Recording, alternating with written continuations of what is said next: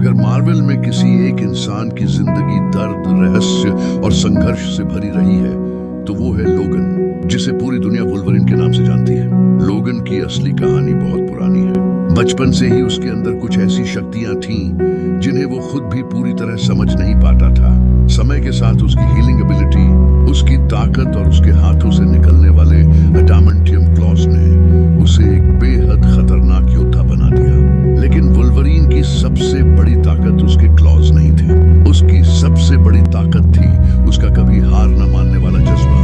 लोगन ने अपनी जिंदगी में कई युद्ध देखे, कई लोगों को खोया और अपनी यादों का एक बड़ा हिस्सा भी खो दिया। इसी वजह से उसकी अपनी पहचान भी उसके लिए एक रहस्य बन गई थी। बाद में उसे प्रोफेसर चार्ल्स जेवियर और एक्समैन के बारे में पता चला। शुरुआत में लोगन किसी टीम का हिस्सा बनना नहीं चाहता था, लेकिन धीरे धीरे उसे समझ आया कि एक्समैन सिर्फ एक टीम नहीं, बल्कि ऐसे लोगों का परिवार है जो दूसरों को बचाने के लिए लड़ते हैं। वुल्वरीन ने एक्समैन के साथ मिलकर कई खतरनाक दुश्मनों का सामना किया और अपने अतीत के कई रहस्यों को भी जाना।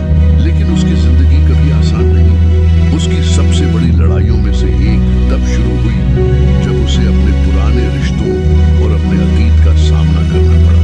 लोगन जितना अपने अतीत से दूर भागता था, उतना ही उसका अतीत उसके सामने वापस आता रहता था। सालों तक लड़ने के बाद भी वुल्वरीन के अंदर एक सवाल हमेशा रहा, क्या वो सिर्फ एक योद्धा है या उसके अंदर एक बेहतर इंसान भी है?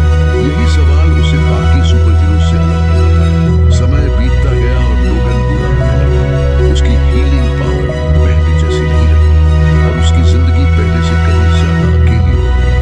लेकिन जब उसे लगा कि अब शायद उसके पास खोने के लिए कुछ नहीं बचा, तभी उसकी जिंदगी में एक बच्ची आई जिसमें उसकी तरह ही शक्तियां थीं। लोगन ने उसे बचाने और सुरक्षित जगह तक पहुंचाने का फैसला किया। इस सफर में उसे फिर से वही वुल्वरीन बनना पड़ा जिसे दुनिया कभी जानती थी। आखिर में लोगन ने साबित कर दिया कि असली हीरो वो नहीं होता जो कभी नहीं गिरता, बल्कि वो होता है जो टूटने के बाद भी दूसरों के लिए खड़ा होता है। वुल्वरीन की कहानी सिर्फ क्लॉज और सुपर पावर्स की कहानी नहीं है। ये एक ऐसे इंसान की कहानी है जिसने पूरी जिंदगी खुद को समझने और अपने